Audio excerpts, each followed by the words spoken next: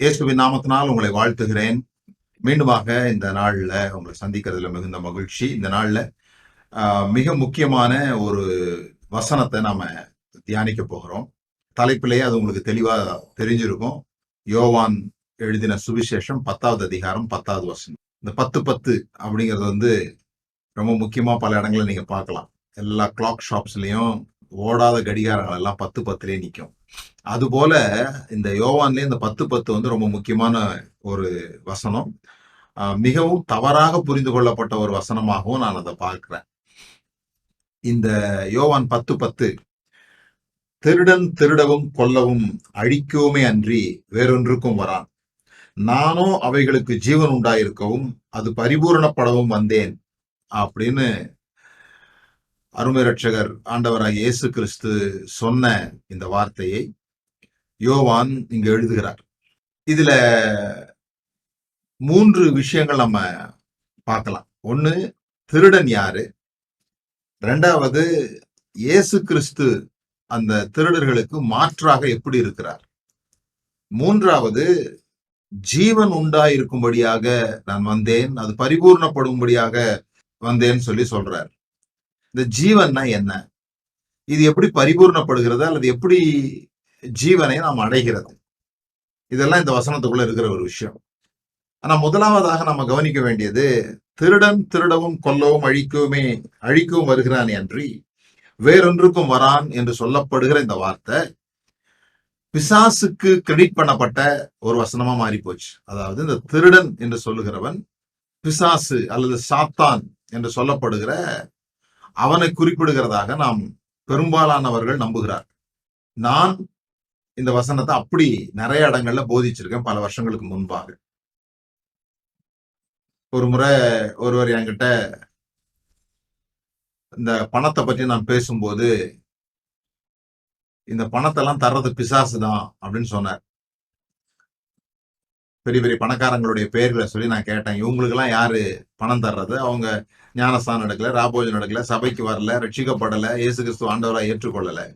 அவர்களுக்கு யார் பணம் தருவது? அவர்கள் யார் இவ்வளவு செல்வந்தர்களா மாத்துறது அப்படின்னு சொன்ன உடனே அவர் சொன்னாரு, பிசாசு தான் கொடுக்குறான் அப்படின்னு சொன்ன உடனே நான் அவருக்கு சொன்ன பதில் என்னன்னா, கொடுக்குற பிசாசை நீங்க தான் அறிமுகப்படுத்துறீங்க. ஆனா வேதாகமத்துல திருடன் திருடவும் கொல்லவும் அழிக்குமே என்று வேறொன்றுக்கும் வரான்னு இந்த வசனத்தை தான் குறிப்பிட்டு காண்பிச்சேன். ஏன்னா நான் அதை தான் நம்பினேன். இந்த திருடன் என்று சொல்லப்படுகிறது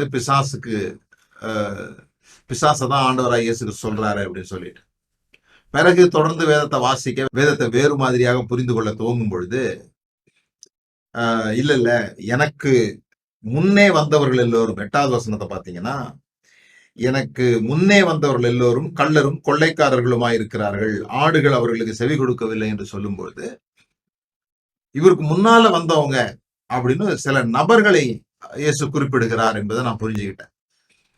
எனக்கு முன்னே வந்தவன் அப்படிலாம் சொல்லாம அநேகர் வந்திருக்கிறத சொல்லுகிறார். எனக்கு முன்னே வந்தவர்கள் எல்லோரும் கள்ளரும் கொள்ளைக்காரர்களுமாய் இருக்கிறார்கள். அப்போ குறிப்பிட்ட சில நபர்களை அவர் இப்படி சொல்லுகிறத நாம புரிந்து கொள்ள முடியுது. இது பிசாசை பத்தி சொல்லல அப்படிங்கிறது 8வது வசனத்தை இணைத்து வாசித்தோம் என்றாலே நமக்கு தெரிந்துவிடும், இது அப்படி சொல்லல அப்படின்னு சொல்லிட்டு. ஆனா நான் எப்படி புரிஞ்சுக்கிட்டேன்னு சொன்னா, பரிசேயர்களையும் சதுசேயர்களையும் சொல்லுகிறார் போல் இருக்கு. இவருக்கு முன்பாக வந்த ரபிமார்களை சொல்லுகிறார். வந்த ரபிமார்கள் தவறாக போதித்தது நிமித்தமாக, கடவுளை குறித்து தவறாக போதித்தது நிமித்தமாக அவர்களை கள்ளரும் கொள்ளைக்காரர்களும் என்று சொல்லுகிறார் அப்படின்னு சொல்லி நான் புரிஞ்சு வைத்திருந்தேன். ஆனா தொடர்ந்து அந்த வசனத்தை தியானிக்கும் போது, அந்த வசனத்தின் மேல கேள்விகள் எழுப்பும் பொழுது வேற ஒரு விஷயம் புரிந்தது. பரிசேயர்களோ சதுசேயர்களோ யாரும் தவறாக போதிக்கல. அவர்கள் என்ன புரிந்து கொண்டார்களோ, அவர்களுக்கு என்ன போதிக்கப்பட்டதோ, அவர்களுடைய ரபி அவர்களுக்கு என்ன சொல்லிக் கொடுத்தார்களோ அதை தான் சொல்லிக் கொடுத்தார். ஆனா லிட்ரலா இங்க இயேசு யார சொல்லுகிறார் அப்படிங்கிறத ஆராய்ச்சி பண்ணி பார்க்கும் பொழுது, இயேசு கிறிஸ்து வாழ்ந்த காலத்திலும் இயேசு கிறிஸ்து பிறப்பதற்கு முன்பாகவும், இயேசு கிறிஸ்து மரித்து உயிர்த்தெழுந்து போன பிறகு அநேகர் தங்களை கிறிஸ்துக்கள் என்று சொல்லிக் கொண்டு வந்திருக்கிறார்கள். அநேகர் மேசியாக்கள் வந்திருக்கிறார்கள். நான் தான் மேசியா, நான் உங்களை காப்பாற்ற போகிறேன் என்று சொல்லி வந்த அநேகர் இருக்கிறார். அவர்களை தான் இவர் கள்ளர் கொள்ளைக்காரர் அப்படின்னு சொல்றாரு. அவர்களுடைய பணி என்னவா இருந்ததுன்னு சொல்லி சொன்னா, அவர்கள் திருடவும் கொல்லவும் அழிக்கவுமே அன்றி வேறொன்றுக்கும் வரான் அப்படின்னு சொல்லியிருக்கு. அந்த வேறொன்றுக்கும்னு சொல்லி சிங்கிளா போட்டதுனால நாம அதை சாத்தான் அல்லது பிசாசுக்கு அந்த வசனத்தை கிரெடிட் பண்ணிட்டோம். ஆனா அவர் என்ன சொல்றாருன்னா, திருடனுடைய குணாதிசயம் அப்படின்னு சொல்லிட்டு மேல சொல்லும் பொழுது, எனக்கு முன்னே வந்தவர்கள் எல்லோரும் கள்ளரும் கொள்ளைக்காரர்களுமா இருக்கிறார்கள். அப்படிப்பட்டவர்களுடைய குணாதிசயம் எப்படி இருக்கும்னா, அவங்க திருடர்களாக, கொள்ளைக்காரர்களாக, அழிக்கிறவர்களாக இருப்பார்கள் அப்படின்னு சொல்றாரு. ஏன்னா பொதுவாக மேசியா என்று சொல்லிக் கொண்டு வந்த எல்லாரும் இததான் செஞ்சாங்க. ஆச்சரிய விதமாக நமக்கு வரலாறுல இருந்து மிக முக்கியமான 3 பேர் நமக்கு கிடைக்கிறாங்க. ஜோசிபியஸ் என்று சொல்லப்படுகிற யூத மார்க்கத்தை அமைந்து ஆனா ரோம அரசாங்கத்தால பணிக்கு அமர்த்தப்பட்ட இந்த ஜோசிபியஸ் ரோமர்களுடைய வரலாறு, யூதர்களுடைய வரலாறு இவைகளை இணைத்து அங்க நடந்த யுத்தங்கள் பல வருட காலங்களுக்கு அவர் அதை எழுதி நம்ம கொடுத்திருக்கிறார். பல பகுதிகளாக அந்த புஸ்தகங்கள் இருக்குது. அதுல இருந்து சில சில பகுதிகள் நமக்கு கிடைக்குது. அதை வாசிக்கிறதுக்கு ரொம்ப இன்ட்ரெஸ்டா இருக்குது. அவர் 3 முக்கியமான நபர்களை பற்றி சொல்லுகிறார். அவர்களை தான் இயேசு கிறிஸ்து இங்கு குறிப்பிடுகிறார் என்பதுல சந்தேகம் இல்லை. இவங்க இந்த இஸ்ரவேல் ஜனங்க ரொம்ப நாளா அடிமைகளா இருக்கிறாங்க. அடிமைகளா இருக்கும் பொழுது அடிக்கடி புரட்சிகள் நடக்கும். இந்த புரட்சிக்காரர்களை தான் இவர்கள் மேசியாக்கள், தேவனிடத்திலிருந்து வந்தவர்கள் சொல்லுவாங்க. ஏன்னா எல்லாருமே தாவீதை போல ஒரு ராஜா தங்களை ஆளப் போகிறார், தாவீதை போல ஒரு மீட்பர் வரப்போகிறார் என்பதை நம்புனாங்க. தீர்க்க தரிசனங்கள் அதற்காக சொல்லப்பட்டிருந்தது. தீர்க்க தரிசனம் நிறைவேறுதலுக்காக காத்து கொண்டிருந்தார்கள்.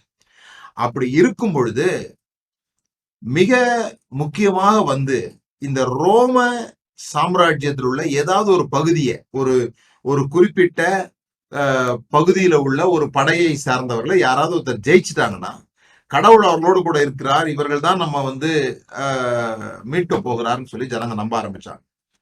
அதுல இந்த கரிஸ்மெட்டிக் லீடர்ஸா இருந்தவங்க தங்களுடைய சொல் வன்மையினால், செயல்னால், சொல்லினால் ஜனங்களை தங்கள் பக்கமாக ஈர்த்து கொள்ளக்கூடிய கவர்ச்சி மிகுந்த தலைவர்கள் எழும்பும் பொழுது உண்மையாகவே அநேகர் அவர்களை பின்பற்றி போனார்கள்.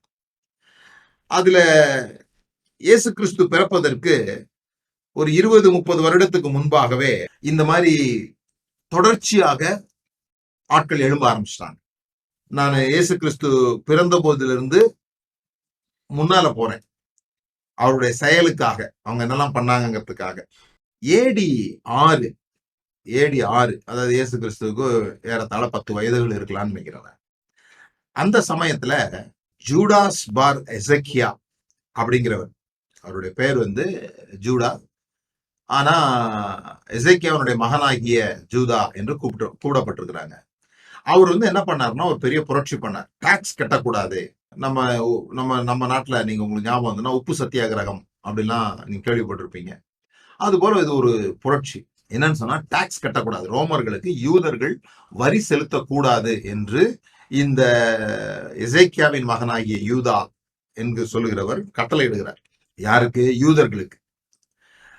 இப்போ 2 பக்கம் யூதர்கள் நெருக்கப்படுறாங்க. ஒரு பக்கம் அவர்களுக்கு தலைவராக எழும்பி இருக்கிறவர் டாக்ஸ் கட்டக்கூடாதுன்னு சொல்றார், வரி கட்டாதீங்கன்றார். ஆனா வரி கட்டலைன்னா ரோம சோல்ஜர்ஸ் இவங்களை துன்புறுத்துவாங்க. அப்ப சில பயந்தவங்க என்ன பண்ணுவாங்கன்னு சொல்லி சொன்னா, வரியை கட்டிடுவோம் பயந்தவர்கள், வியாபாரிகள், தங்களுடைய வாழ்க்கைய சுமூகமா நடக்கணும்னு விரும்புறவங்க, அவங்க என்ன நினைக்கிறாங்கன்னா, இதுல போட்டு பிரச்சனை பண்ணிக்கிட்டு அரசாங்கத்தோட மோதக்கூடாது, வரியை கட்டிடுவோம் அப்படின்னு சொல்லி யாராவது இவருடைய கட்டளைகளுக்கு மீறி வரி கட்டினா அந்த யூதர்களுடைய வீட்டை போய் இவங்க உடைச்சிருவாங்க. அந்த வீட்டை போய் கொள்ளையடிப்பாங்க, அந்த வீட்டுல போய் திருடுவாங்க. அவருக்கு ஏதாவது நிலங்கள் இருந்தது, அவர் ஏதாவது விதைத்திருந்தாருன்னு சொன்னா அதெல்லாம் இவங்க அறுத்து கொண்டு வந்துருவாங்க. அவர்களுக்கு தண்டனை கொடுப்பார்கள். நாங்க சொல்லி நீ கேட்காம, நீ எங்க பக்கம் நிக்காம, புரட்சியின் பக்கம் நிக்காம, மேசியாவாக தேவன் என்னை அனுப்பி இருக்கிறார், ரோமர்கள்ட்ட இருந்து உங்களை விடுவிக்கும்படியாக நான் அனுப்பி இருக்கிறார், நீங்க எனக்கு ஒத்துழைக்கலைன்னா எப்படி தேவனுடைய சித்தம் நிறைவேறும், எப்படி இந்த ரோமர்கள்ட்ட இருந்து உங்களை நாங்க விடுவிக்க முடியும், ஆகவே நீங்க கொள்ளையடிக்கப்பட தகுதி வாய்ந்தவர்கள் சொல்லி அவர் வந்து திருடுகிறதை அவர்களுடைய பாணியாக வைத்திருந்தார். தங்களுடைய சொந்த ஜனத்துக்கிட்ட இவங்க பேச்ச கேட்கலங்கிறதுக்காக திருடன் திருடவும் இவனைதான் குறிப்பிடப்படுகிறது. இது நீங்க பாத்தீங்கன்னா அப்போஸ்தலர் 5வது அதிகாரம் 37வது வசனத்துல, அவனுக்கு பின்பு குடிமதிப்பின் நாளிலே கலிலேயனாகிய யூதாஸ் என்பவன் எழும்பி தன்னை பின்பற்றும்படி அநேக ஜனங்களை இழுத்தான். அவனும் அழிந்து போனான். அவனை நம்பியிருந்த அனைவரும் சிதறடிக்கப்பட்டார்கள். இப்படி ஒரு விஷயம் சொல்லப்படுகிறது இல்லையா? அதுதான் இந்த யூதாஸ், கலிலேயனாகிய யூதாஸ். இதுக்கு ஒரு 2 வருஷத்துக்கு முன்னால AD 4ல ஒரு அத்ராங்ஸ், மேய்ப்பனாகிய அத்ராங்ஸ், அதனாலதான் இவர் இயேசு தன்னை பற்றி சொல்லும் பொழுது நானே நல்ல மேய்ப்பன் அப்படிங்கிறார். ஏன்னா இந்த புரட்சியாளர்கள் எல்லாரும் தங்களை மேய்ப்பர்கள் என்று அழைத்துக் கொண்டார்கள். இந்த மேய்ப்பர்கள் அப்படிங்கிறது வந்து நீங்க நினைக்கிற பாஸ்டர் பதவி கிடையாது. அந்த காலங்கள்ல மேய்ப்பர்கள் என்று சொல்லுகிறவர்கள் ஜனங்களை ஒரு ஆடுகளை காப்பாற்றுகிறது போல நாங்கள் காப்பாற்ற போகிறோம் என்று சொல்லி வந்தார்கள். அதனால ஆண்டவர் அவர்களுக்கு ஆப்போசிட்டா தன்னை நல்ல மேய்ப்பனாக இங்கு வெளிப்படுத்துகிறார். ஏன்னா இவங்கெல்லாம் பேரு, தங்களுடைய பேரே மேய்ப்பர்கள் தான் வச்சிருந்தாங்க. அதுல இவருக்கு பேரே அப்படி ஆயிடுச்சு. அத்ராங்ஸ் அப்படிங்கிறவர் அவரு தன்னை யூதருடைய ராஜாவாக முடிசூட்டி கொண்டார். சும்மாவே அவரே முடிசூட்டிக்கிட்டார். ஆனா 2 வருஷம் தான் இருந்தார். இந்த 2 வருஷத்துல அவர் செஞ்சது என்னன்னு சொல்லி சொன்னா, ஒரு பெரிய படைப்பிரிவு, ரோமர்களுடைய ஒரு படைப்பிரிவை கொரில்லா தாக்குதல் மூலமாக போய் தாக்கி அவர்களை அநேகரை கொன்று போட்டார். திருடன் திருடவும் கொல்லவும் அநேகரை கொன்று போட்டார். எம்மாவூர் பக்கத்துல. அப்படிதான் அவருடைய பெயர் புகழ் பெற்றது. ஆனா இந்த எல்லா புரட்சியாளர்களும் நடக்கிற அதே விஷயம் இவங்களுக்கும் நடந்துருச்சு. பிடிச்சாங்க, சிலுவையில் அடிச்சாங்க அல்லது கொன்று போட்டாங்க. ஒரு பக்கம் தோத்த உடனே ரோமர்கள் மொத்த பேரும் சூழ்ந்து அவர்களை தாக்கி அழிப்பாங்க. அவங்க அழிச்ச உடனே அவங்க அந்த இயக்கமே அழிஞ்சு போயிடும். அவரை நம்பியிருந்த சீஷர்கள்லாம் சிதறுண்டு போவார்கள். அவர்களெல்லாம் அழிவுக்கு உட்படுத்துவார்கள். இந்த தலைவர்களா இருக்கிறவங்க என்ன பண்ணுவாங்கன்னா அவங்கள போய் சண்டை போட சொல்லுவாங்க. இவங்க தங்களை காப்பாத்திக்கிட்டே இருப்பாங்க. கடைசியில இவங்களும் சாவாங்க. பொதுவா தான் நடக்குது எல்லா புரட்சிகளையும். இயேசு பிறப்பதற்கு ஒரு 10 வருடங்களுக்கு முன்பாக சிமியன் ஆஃப் பெராயா அப்படிங்கிற ஒரு புரட்சியாளர் இருந்தார். அவர் வந்து முதல் ஏரோதுன்னு சொல்லப்படுகிற ராஜாவுடைய அடிமையாக இருந்து அதுல இருந்து தப்பித்தவர். யூதன், அடிமை, தப்பித்தவர். அவர் வந்து என்ன பண்றாருன்னா ஒரு பெரிய படையை திரட்டிட்டு போய், கொஞ்சம் மக்கள், அதான் பெரிய படம் அந்த காலங்கள்ல, மக்களை திரட்டிட்டு போய் ஏரோதனுடைய அரண்மனையை உடைக்கிறார். ஏரோதனுடைய அரண்மனை மாத்திரம் இல்ல, பல பெரிய நபர்கள், கொஞ்ச நாளைக்கு முன்னால நீங்க இலங்கையில பார்த்திருக்கலாம், பெரிய பெரிய கட்டடங்கள் எல்லாம் தீ வச்சாங்க, பெரிய ஆட்கள் அங்க வசிக்கிறாங்க அப்படின்னு சொன்னா, அது போல ஒரு புரட்சி. இப்ப இவங்க வந்து எல்லாத்தையும் அழிச்சாங்க. திருடன் திருடவும் கொல்லவும் அழிக்கவுமே அன்றி வேறொன்றுக்கும் வரான். இது கேரக்டர். இவர்கள் அழிவை மேன்மைப்படுத்துகிறவர்கள், தேவன் தங்களை அழிக்க சொன்னதாக சொல்கிறவர்கள். இதுதான் நம்ம புரிந்து கொள்ள வேண்டியது. எப்படிப்பட்ட மேசியாக்களை அவர் அன்மாஸ்க் பண்றாருன்னு சொல்லி சொன்னா, மேசியான்னு வந்தாங்க, ஆனா அந்த மேசியாக்களால ஜனங்களுக்கு எந்த பிரயோஜனமும் ஏற்படல. ஜனங்கள் அழிக்கப்பட்டார்கள், ஜனங்கள் கொள்ளையடிக்கப்பட்டார்கள், ஜனங்கள் கொலை செய்யப்படுவதற்கு ஒப்பு கொடுக்கப்பட்டார்கள். இவங்களை நம்பி போனவங்க சிதறுண்டு போனாங்க. இவங்களை அவங்க வந்து காப்பாத்தல. தன்னை பின்பற்றி வந்தவர்களுக்காக அவங்க நிக்கல. அவங்களை இவங்க காட்டி கொடுத்து, தலைவர்கள் காட்டி கொடுத்துட்டு தலைவர்கள் தப்பிச்சு போயிட்டாங்க. ஆனாலும் அந்த தலைவர்கள் கொல்லப்பட்டாங்க. ஏசுங்க என்ன சொல்றாரு, நான் எதையும் கொள்ளையடிக்கிறதுக்காக இங்க வரல, அது என்னுடைய மெத்தடு கிடையாது.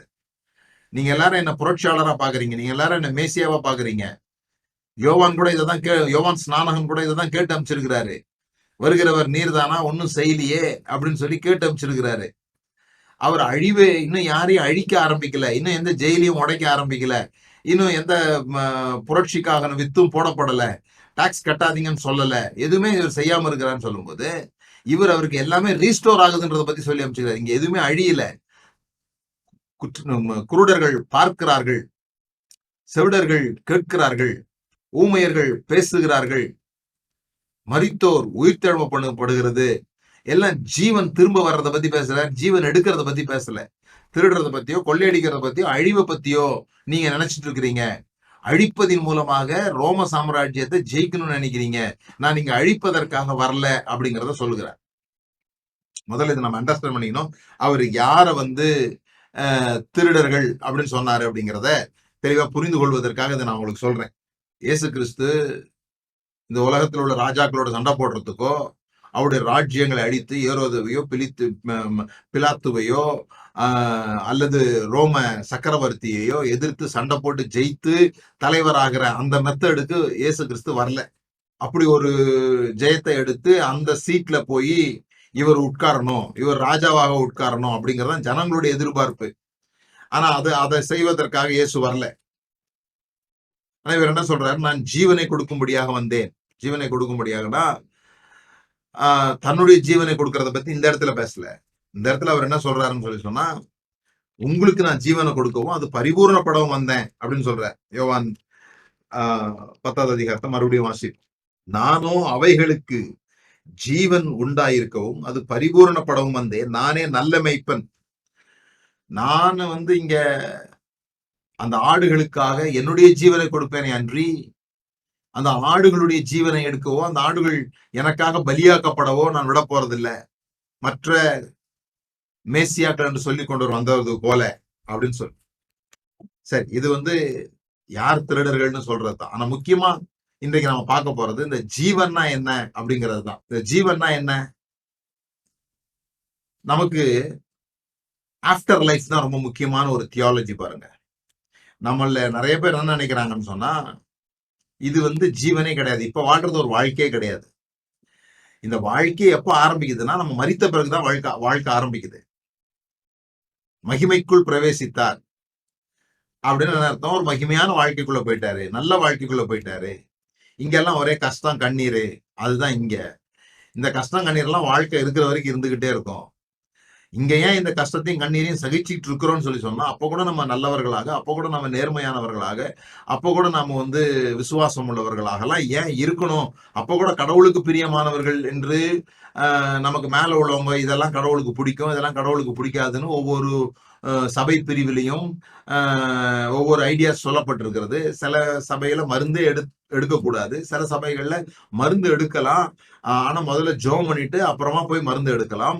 ஒரு சில சபைகள்ல நகை போடக்கூடாது, ஒரு சில சபைகள்ல நகை போடலாம், ஒரு சில சபைகள்ல படமே பார்க்க கூடாது, ஒரு சில சபைகள்ல பார்த்துக்கலாம், ஆனா அதுக்கு ரொம்ப முக்கியத்துவம் கொடுத்து அதை பார்த்துட்டு பிறகு அதே ஞாபகத்திலேயோ அந்த பாடல்களை முணுமுணுக்கிறதோ தவறா போயிடும். நீங்க பார்க்கலாம்னா வெளியே சொல்லக்கூடாது. இப்படி பலவேறு விஷயங்கள் நமக்கு சொல்லப்பட்டிருக்கிறது. இதுல எது யார் சொல்லியிருக்கிறாங்களோ அவங்கள ஃபாலோ பண்றவங்க அதை ஃபாலோ பண்ணாங்கன்னா பரலோகத்துக்கு போலாம். புரிஞ்சுக்கிட்டவங்க பாக்கியவான்கள். அங்கதான் லைஃப் ஆரம்பிக்குது. அதுதான் நம்மளுடைய நம்பிக்கை. மரித்த பிறகு ஆஃப்டர் லைஃப், அதான் காமன் கான்செப்ட் ஆஃப் சால்வேஷன். என்ன? ஏன் ரட்சிக்கப்படணும்? ரட்சிக்கப்பட்டா பரலோகத்துல போய் நல்ல வாழ்க்கை வாழலாம், ரட்சிக்கப்பட்டா பளிங்கு நதிக்கு போகலாம், ரட்சிக்கப்பட்டா ஜீவ விருட்ச கனிய புசிக்கலாம். எங்க? பரலோகத்துக்கு போன பிறகு. இதுதான் ஹெவன் ஆர் ஹெல் சால்வேஷன் சொல்றோம். நீங்க ரட்சிக்கப்படுகிறதே எதை நோக்கி இருக்கிறதுன்னு சொல்லி சொன்னா, மரித்த பிறகு உள்ள வாழ்க்கைக்காக. இப்ப மரிக்கிறதுக்கு முன்னால உள்ள வாழ்க்கை என்ன? அது அப்படியே தான் இருக்கும். ரட்சிக்கப்பட்ட பிறகு கூட அப்படியே தான் இருக்கும். அல்லது ஏதோ கொஞ்சம் ப்ராஸ்பரிட்டி டீச்சிங் கேட்டா கொஞ்சம் பெட்டர் ஆகும். ஏதோ கொஞ்சம் அப்படி இப்படிமா சில பேர் நல்லா ஆயிடுவாங்க. மற்றபடி கவலை, கஷ்டம், கண்ணீர்லாம் இருக்குமானா அதெல்லாம் இருக்கும். அதான் வாழ்க்கைன்னா அப்படித்தான் இருக்கும். உலகத்திலே உங்களுக்கு பாடுகள் உண்டுன்னு சொல்லி இருக்கிறாரு. ஆகவே இருக்கும் அப்படி நம்புறோம்.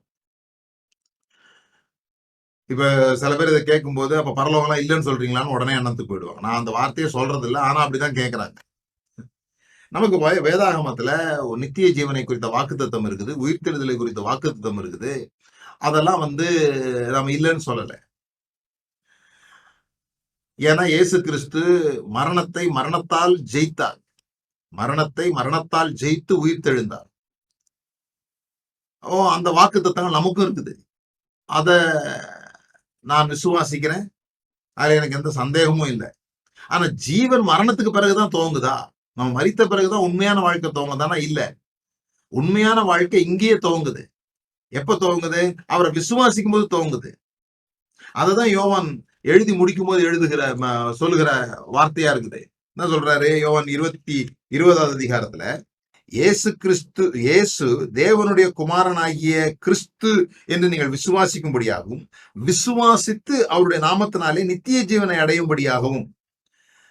அப்போ எப்படி நித்திய ஜீவன் உண்டாகுது? மரித்த பிறகு உண்டாகிறது இல்ல நித்திய ஜீவன்.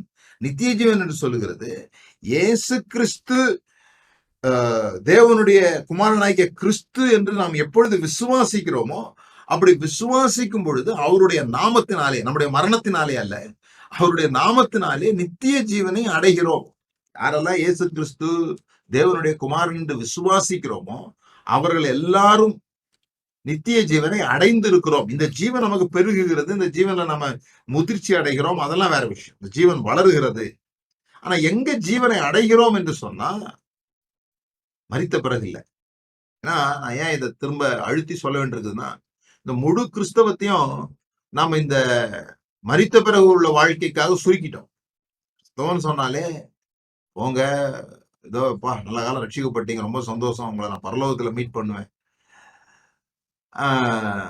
இங்க வாழ்க்கை அதே மாதிரிதான் இருக்கும், இங்க வாழ்க்கையில வேற எந்த மாற்றம் ஏற்பட போறது இல்லை அப்படின்னு சொல்லி. ஆனா இயேசு சொன்ன ரட்சிப்பு என்பது இவ்வுலக வாழ்க்கைக்குரியது. இக்கரையிலேயே நாம அதை அனுபவிக்க முடியும், அந்த ஜீவனை அனுபவிக்க முடியும்ன்றதான் சால்வேஷனே, இயேசு சொன்ன சால்வேஷன். ஏன்னா இயேசு ரட்சிப்பை குறித்து நிறைய பேசல. இன்னும் சொல்ல போனா மரித்த பிறகு உள்ள வாழ்க்கை குறித்து நிறைய பேசல. நீங்க நரகம் என்று சொல்லப்படுகிற நிறைய ஓமைகளை கூட தப்பா புரிஞ்சிட்டு இருக்கிறதுனாலதான் மரித்த பிறகு, இப்போ ஒருத்தன் கல்யாண வஸ்திரம் இல்லாம வர்றதை பத்தி சொல்லியிருக்கோம். கல்யாண வஸ்திரம் இல்லாதவன் எவ்வளவு நாள் கழித்த பிறகு தூக்கி போடப்பட்டான், மரித்த பிறகு தூக்கி இருளான இதுல போடப்பட்டானா? அங்கேயே அந்த ஃபங்க்ஷன் அங்க நடந்துகிட்டு இருக்கும் பொழுதே அந்த வஸ்திரம் இல்லாதவர்கள், கல்யாண வஸ்திரம் இல்லாதவர்கள் புறம்பான இருளிலே தள்ளப்பட்டார். அது எங்கேயோ வேற எங்கேயோ நடக்கிற ஒரு விஷயம் இல்லை. இங்க வெளிச்சம் இருக்குது, இங்க இருள் இருக்குது. இங்க வெளிச்சமும் இங்க இருளும் இல்ல. இங்க வெளிச்சம் இருக்குது, இங்க இருள் இருக்குது. இங்க பார்ட்டி நடந்துட்டு இருக்குது. இங்க இது அப்ப என்ன இது பரலோகம், இது நரகம் அப்படி ஆக்கி விட்டாங்க. இல்ல, அவரு பார்ட்டி நடந்துட்டு இருக்கும் போதே சொல்றாரு, பிடிச்சவங்களை வெளியே போடுங்க. அப்போ சரியா அதை நாம மொழிபெயர்க்கிற மாதிரி அதை வியாக்கியானம் கொடுக்கணும்னா எப்படி வியாக்கியானம் கொடுக்கணும்? பார்ட்டி நடந்துட்டு இருக்கும் போது பரலோகம்னு சொல்லி சொன்னா, பரலோகத்துக்கு போன பிறகு சில பேரை பரலோகத்துல இருந்து பிடிங்கி செக் பண்ணி பார்த்துட்டு, ஹலோ எப்படி நீங்க எல்லாம் பரலோகத்துக்கு வந்தீங்க தெரியாம, கல்யாண வஸ்திரம் இல்லாமலே உள்ள உட்காந்துருக்கீங்களே, எப்படி நான் மிஸ் பண்ணேன், யார் கேட்ல நிக்கிறது, எப்படி இவங்க மிஸ் பண்ணாங்க, இவங்களை தூக்கி மறுபடியும் புறம்பான இருள போடுங்கன்னு சொல்லுவாரா? அப்படி இல்ல. அது இங்க நடக்கிற சம்பவங்களை பத்தி சொல்லப்பட்டிருக்குது. இயேசு கிறிஸ்து ரட்சிப்புங்கிற வார்த்தையை குறித்து அதிகமாக பேசல, ஆஃபனா பேசுற ஒரு வார்த்தை இல்ல. இயேசு கிறிஸ்து அதிகமா பேசின வார்த்தை தேவனுடைய ராஜ்யம். பவுல் அதிகமா பேசுகிற ஒரு வார்த்தை ரட்சிப்பு, சால்வேஷன் பத்தி பவுல் பேசுகிறார். ஆனா இந்த ரெண்டும் அவருடைய கருத்துல, அவருடைய ஐடியாஸ்ல ரெண்டும் ஒண்ணு. இவர் எதை ரட்சிப்புன்னு சொல்றாரோ அதை இயேசு கிறிஸ்து தேவனுடைய ராஜ்யம் என்று சொல்லி இருக்கிறார். விளங்கி கொடுக்கணும். நாம எப்போ ஜீவனை பெறுகிறோம் என்று சொன்னால், நாம் எப்போ இயேசு கிறிஸ்து தேவனுடைய குமாரன் என்று விசுவாசிக்கிறோமோ அப்போ ஜீவனை பெறுகிறோம். பிறகு அது வளருகிறது, அது டெவலப் ஆகுது. அது நாம் மரித்தவர்களா இருந்தோம், பாவத்துல இருந்தோம், நம்மை அவர் மீட்டார். எபேசியர் 2வது அதிகாரத்துல நம்ம அதை வாசிக்கிறோம். நம்முடைய அக்கிரமங்களினாலும் பாவங்களினாலும் மரித்தவர்களா இருந்த நம்மை அப்படின்னு போட்டிருக்குது. ஒரு மரித்த ஸ்டேஜ்ல இருந்து இங்கே நாம் உயிரடைஞ்சிருக்கிறோம், ஜீவனை பெற்றிருக்கிறோம். இது ஏன் ரொம்ப முக்கியம்? இது ஏன் இந்த இடத்துல சொல்லப்பட்டிருக்கிறது? நாம இயேசு கிறிஸ்துவை விசுவாசிக்கிறோம் என்று சொல்லுகிறோம். அவருடைய விசுவாசிகள் எத்தனை பேரோ அத்தனை பேரும் அவருடைய பிள்ளைகளாகும்படி அதிகாரம் கொடுக்கப்பட்டிருக்கிறது. எவ்வளவு லெகுவாக்கி விட்டுட்டோம் அதை. இயேசு கிறிஸ்துனுடைய பிள்ளைகள் ஆகிறது எவ்வளவு ஈஸி ஆயிடுச்சு. இயேசு கிறிஸ்து 12 சீஷர்களை தான் தெரிந்து கொண்டார். பிறகு 70 பேர், பிறகு 120 பேர், பிறகு அவர் மரித்து உயிர்த்தெழுந்த போது 500 பேருக்கு பிரசன்னமாகிறார், 500 பேருக்கு தன்னை வெளிப்படுத்துகிறார். அதுல 120 பேர் தான் பெந்தெகோஸ்தே நாள்ல இருந்தாங்க. அதுக்கப்புறமா 3000 பேர் ரட்சிக்கப்படுறாங்க, 5000 பேர் ரட்சிக்கப்படுறாங்க. எல்லாம் பெரிய விஷயமா தெரியுது. இப்போ அது ஒரு பெரிய விஷயம் கிடையாது. 3000, 5000 ரட்சிக்கப்படுறதெல்லாம் இப்போ ஒரு பெரிய விஷயம் கிடையாது. ஒரு சுவிசேஷ கூட்டம் நடத்தினா லட்சக்கணக்கான லட்சக்கணக்கான பேர் ரட்சிக்கப்படுறாங்க. பல லட்சக்கணக்கான பேர் கூடுறாங்க. அதுல பல லட்சம் பேர் ரட்சிக்கப்படுறாங்க. ஒரு சாதாரண கன்வென்ஷன் கூட்டம் நடத்தினாலே 20, 30 பேர் ரட்சிக்கப்படுறாங்கன்னு சொல்றாங்க. ஏன்னா நம்ம எப்படி அவங்க தேவனுடைய பிள்ளைகள் ஆகுறாங்கன்னா, பிரசங்கம் முடிஞ்ச உடனே யாரெல்லாம் இயேசு கிறிஸ்துவை ஏற்றுக்கொள்கிறீர்களோ, யாரெல்லாம் இந்த பிரசங்கத்தினால மனம் மாறி இருக்கிறாங்களோ, அவங்கலாம் முன்னால வாங்கன்னு சொன்ன உடனே, இந்த முன்னால வந்து சின்னர்ஸ் பிரேயர் என்று சொல்லப்படுகிற, நான் ஒரு பாவி, இவ்வளவு நாள் நான் என்னோட பாவத்துல வாழ்ந்துட்டு இருந்தேன். இப்ப நான் அதை அறிக்கை பண்ணுகிறேன். நீங்க எனக்காக மரிச்சீங்க, உயிர்த்தெழுந்தீங்க. இப்பொழுது பரலோகத்துல வீற்றிருக்கிறீங்க, வரப்போறீங்கன்றத நான் நம்புறேன். அப்படின்ற ஒரு ஜெபத்த பண்ண உடனே அவர் ரட்சிக்கப்படுறதாக சொல்லப்படுவார். இதுதான் இருதயத்துல விசுவாசித்து வாயினால் அறிக்கை செய்தால் ரட்சிக்கப்படுவீர்கள்னு சொல்லப்பட்டிருக்க வசனத்தெல்லாம் இதுக்கோட சேர்த்து நாம ரட்சிக்கப்பட்டுட்டோம் அப்படின்னு சொல்றோம். எதுல இருந்து ரட்சிக்கப்பட்டோம்ன்றது தெரியல. அப்படி ரட்சிக்கப்பட்டது நிமித்தமாக நாம் என்னவாக மாறுகிறோம் என்று சொன்னால் தேவனுடைய பிள்ளைகளாக மாறுகிறோம், ஜீவனை அடைகிறோம். அப்ப இந்த இயேசு கிறிஸ்துவை விசுவாசிக்கிறதுனால உங்களுக்கு நித்திய ஜீவன் உண்டுன்னு யோவான் சொல்றார். அப்ப இயேசு கிறிஸ்துவை விசுவாசிக்கிறதுனா என்ன? நான் இயேசு கிறிஸ்துவை என்னவென்று விசுவாசிக்க வேண்டும். நான் இயேசுவை மேசியானோ, ராஜானோ, அவர் ரட்சகர் என்றும் நான் விசுவாசிக்கிறேன். இயேசு கிறிஸ்து நல்ல மேய்ப்பர் என்றும், இயேசு கிறிஸ்து தான் பதில் என்றும் நான் விசுவாசிக்கிறேன். அவர் நல்ல மேய்ப்பனா இருக்கிறதுனால என்னை புல்லுள்ள இடங்களில் மேய்ப்பார், அமர்ந்த தண்ணீர் அண்டைகளை நடத்துவார் என்பதை நான் விசுவாசிக்கிறேன். ஆனா இந்த விசுவாசம் என்னத்துக்கு நான் விசுவாசிக்கிறேன்னு சொன்னா, பரலோகத்துக்கு போறதுக்கான டிக்கெட் வாங்குறதுக்கு நான் விசுவாசிக்கல.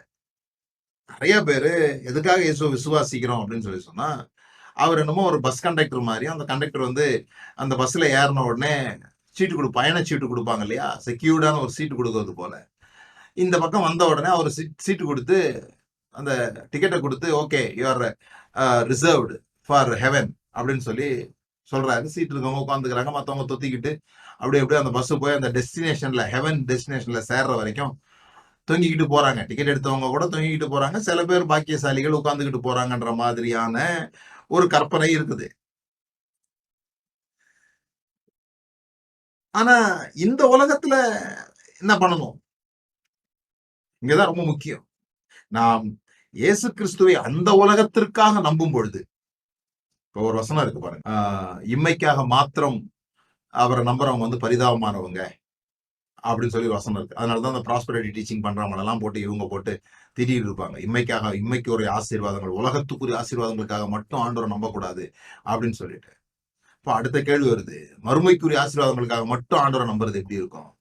அப்ப மறுமைக்குரிய பரலோகத்துக்கு போய் வாழ போறதுக்காக மட்டும் இயேசுவை நம்பணும் என்று சொன்னால், இந்த உலகத்துல வாழ்றதுக்கு யாரை நம்ப போறோம்? பாருங்க, இந்த உலகத்துல எதையாவது ஒண்ணு நீங்க நம்பித்தான் ஆகணும். கடவுள் இல்லைன்றதையாவது நம்பிதான் ஆகணும். அதனாலதான் சில பேர் கடவுள் இல்லைன்னு நம்புறாங்க. எதையோ ஒரு நம்பிக்கை இருந்தாதான் உலகத்துல இந்த மாபெரும் சமுத்திரம் போன்ற இந்த உலக வாழ்வுல ஏதோ ஒரு நம்பிக்கை மனுஷனுக்கு இருக்கணும். அவன் அந்த நம்பிக்கை வைத்துதான் நான் வந்து வாழ முடியும். இல்லைன்னா ஒரு அருவியில மேல இருந்து கீழே போற மாதிரி அப்படியே போயிட்டே இருக்க வேண்டியதுதான். எங்க போய் சேர போறோன்றதே தெரியாம போயிட்டு இருக்க வேண்டியதான். சரி, அதை பத்தி நம்ம பிறகு பேசுவோம். ஆனா இயேசு கிறிஸ்துவை இங்கே உள்ள வாழ்க்கைக்காக, பிலீவ் ஹியர் அண்ட் நவ், இப்பொழுது இங்கே உள்ள வாழ்க்கைக்காக விசுவாசிக்க போறோமா இல்லையா? ஏன் அப்படி விசுவாசிக்கிறது ரொம்ப முக்கியம் அப்படின்னு சொன்னா, பைசா வர்றதுக்காக இல்ல. இயேசு கிறிஸ்துவை விசுவாசிக்காத நிறைய பேர் நிறைய பணத்தோட கூட இருக்கிறாங்க. இயேசு கிறிஸ்துவை விசுவாசிக்கிற நிறைய பேர் நல்ல பணத்தோட கூட இருக்கிறாங்க. இயேசு கிறிஸ்துவை விசுவாசிக்காத நிறைய பேர் பணம் இல்லாம கஷ்டப்பட்டுட்டு இருக்கிறாங்க. இயேசு கிறிஸ்துவை விசுவாசிக்கிற நிறைய பேர் பணம் இல்லாம கஷ்டப்பட்டுட்டு இருக்கிறாங்க. இந்த 4 குரூப் பீப்புளை எப்பவும் இருந்துகிட்டு தான் இருக்கிறாங்க. இயேசு கிறிஸ்துவை விசுவாசிச்சாலே நீங்க பணக்காரராயிடலாம் அப்படின்றத நான் ஒத்துக்கொள்றது இல்லை. இயேசு கிறிஸ்துவ விசுவாசிக்கிறது என்பது பணத்திற்காக இல்லை. ஆனா பணம் வருமா? வரும். அதுக்கு காரியங்களை செய்யும்போது அது வருது. நான் விசுவாசிச்சுட்டு வீட்டிலே படுத்திருந்தேன்னா எனக்கு வந்து பணம் வருமானா? வராது. நானும் போய் வேலை செய்ய வேண்டியிருக்குது. நானும் சில லாஸ் இருக்குது, சில பிரமாணங்கள் இருக்கு. அந்த பிரமாணங்கள் குறைந்தபட்சம் நீங்க சொல்ற விதைப்பும் மறுப்பும் பிரமாணமே அதையாவது நான் செய்ய வேண்டியது இருக்குது இல்லையா? எங்கேயோ ஒரு இடத்துல காணிக்க போட்டா ஆண்டவர் நிறைய தருவாருன்னு சொல்றாங்கன்னா, நான் போய் அந்த இடத்துல காணிக்க போடுறேன். அப்படியாவது எனக்கு நிறைய வரட்டுமான்னு. ஏதோ ஒண்ணு செய்ய வேண்டியிருக்கு நான். வெறும் விசுவாசிக்கிறதுனால மட்டும் நான் பணக்காரன் ஆகல. அப்போ இங்க இயேசுவை ஏன் விசுவாசிக்கிறோம்னா, இந்த உலக வாழ்க்கையில இந்த இயேசுவை நம்ம விசுவாசிக்கலன்னா, வேற மேசியாக்களை தேட ஆரம்பிப்போம். அது ஆந்த்ராங்ஸ் த ஷெப்பர்டா இருக்கலாம்.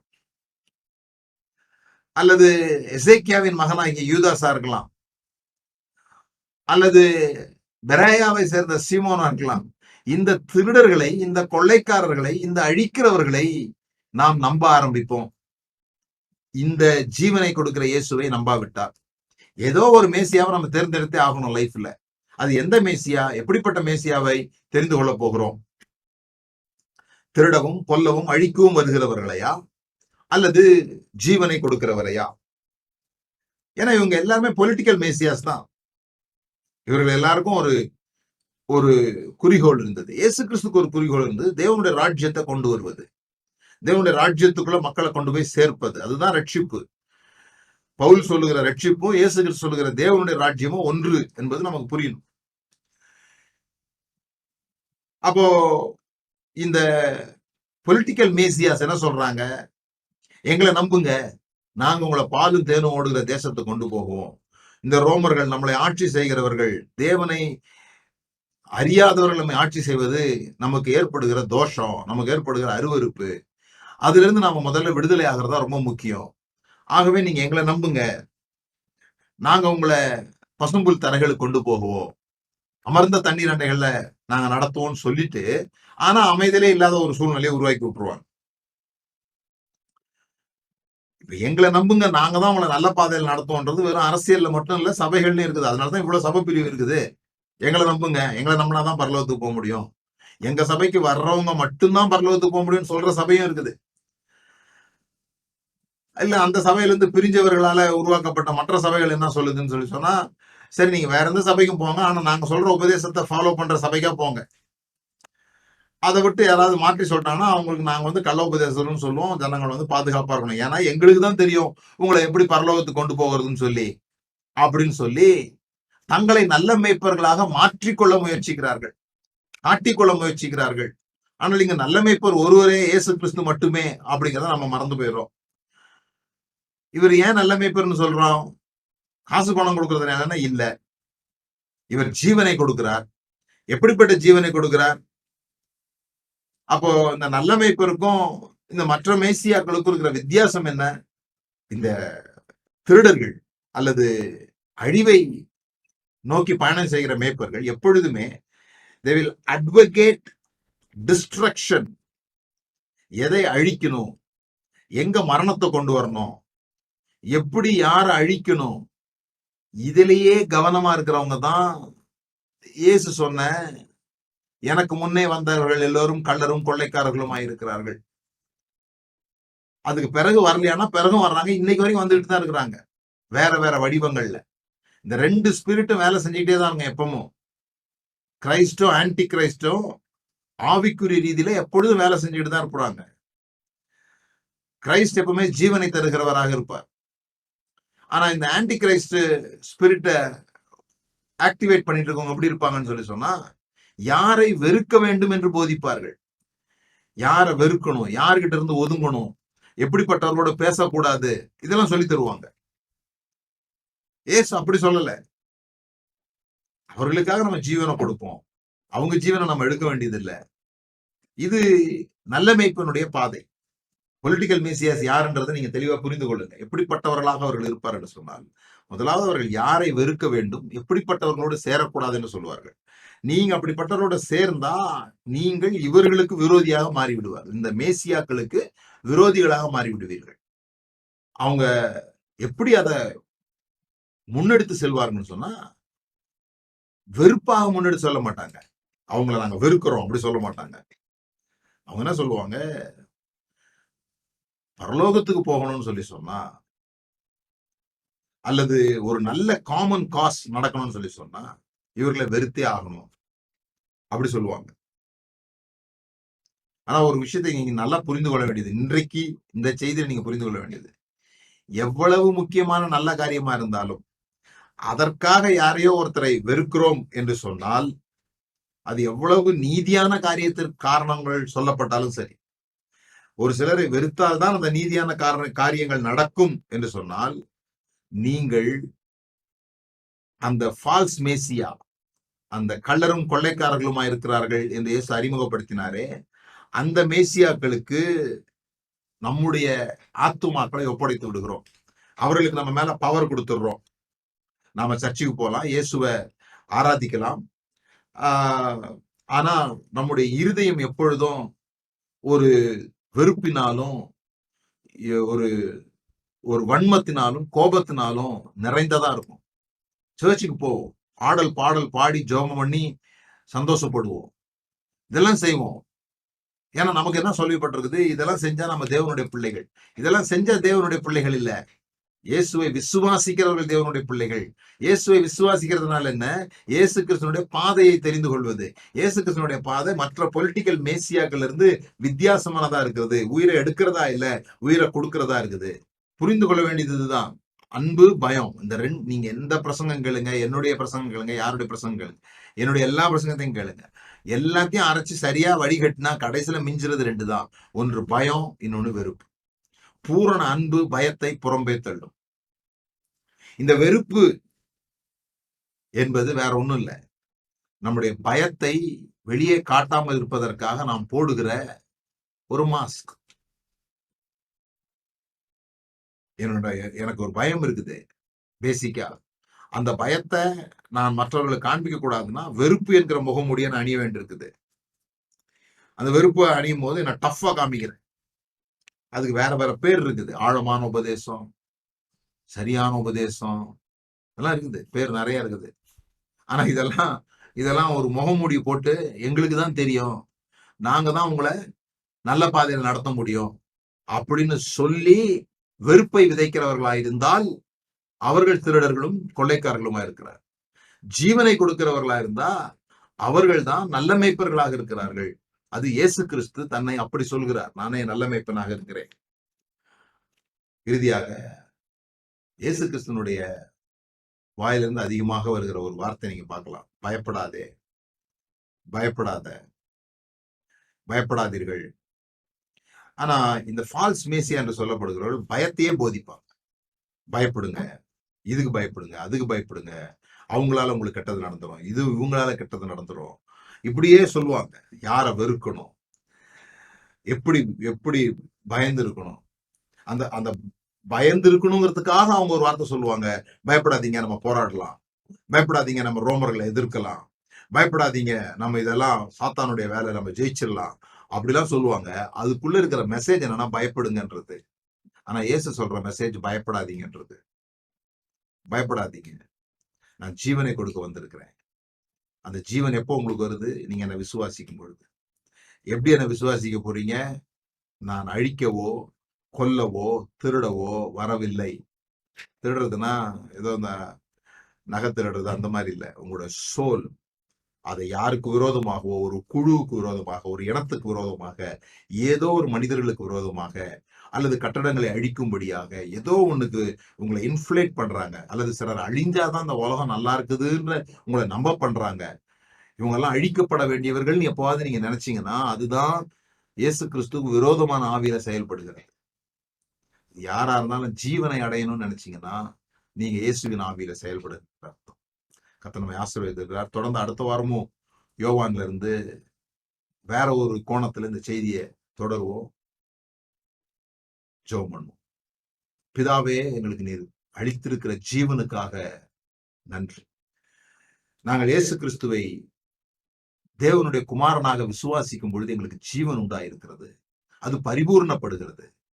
அது ஏதோ நாங்க மரிச்ச பிறகு இல்ல, இந்த வாழ்க்கையில இங்க நாங்கள் சமாதானத்தோடு வெற்றிகரமானவர்களாக, யாரையும் கொன்று ஜெயித்தவர்களாக அல்ல, யாரையும் வெறுத்து ஜெயித்தவர்களாக அல்ல, யாருக்கு விரோதமாகவும் பிளாட் பண்ணி ஜெயித்தவர்களாக அல்ல, ஜீவனை அடைந்ததினாலே ஆளுவார்கள் என்பது நிச்சயமாமே. அந்த ஜீவனை நீர் எங்களுக்கு தந்திருக்கிறதற்காக உமக்கு நன்றி ஆண்டவரே. அந்த ஜீவனை பெற்றுக்கொள்கிற முறையை நீங்கள் போதித்திருக்கிறதுக்காக நன்றி. நாங்க உங்களை விசுவாசிக்கிறதுனால எங்களுக்கு மற்ற மேசியாக்கள் தேவையில்லாம போயிடுறாங்க. மற்ற மேசியாக்கள் கிட்ட நாங்க எங்களை ஒப்படைக்க வேண்டிய அவசியம் இல்லாம போயிடுச்சு. நாங்கள் உம்மிடத்திலே எங்கள் ஆத்துமாவை நங்கூரப்படுத்தி இருக்கிறோம். அதிலே அது உறுதியாய் இருக்கிறது என்பதை நாங்கள் விசுவாசிக்கிறோம். எங்களுக்குள்ளாக இன்னும் அந்த ஜீவன் வளரும்படியாக, பெருகும்படியாக, எந்த இடங்களிலெல்லாம் சில சமயங்கள்ல எங்களுடைய பலவீனமான நேரங்கள்ல இந்த பொலிட்டிக்கல் மேசியாஸனுடைய மெசேஜஸ் எங்களை ஆட்கொள்ள பார்த்ததோ, அப்பெல்லாம் பரிசுத்தாவியோட நிறைவினாலே அவர்களை எதிர்த்து இயேசுவின் ஆவியினாலே நாங்கள் நிரம்பி இருக்க எங்களுக்கு நீர் உதவி செய்யும்படியாய் ஜெபிக்கிறோம். இயேசுவின் நாமத்தினால் பிதா.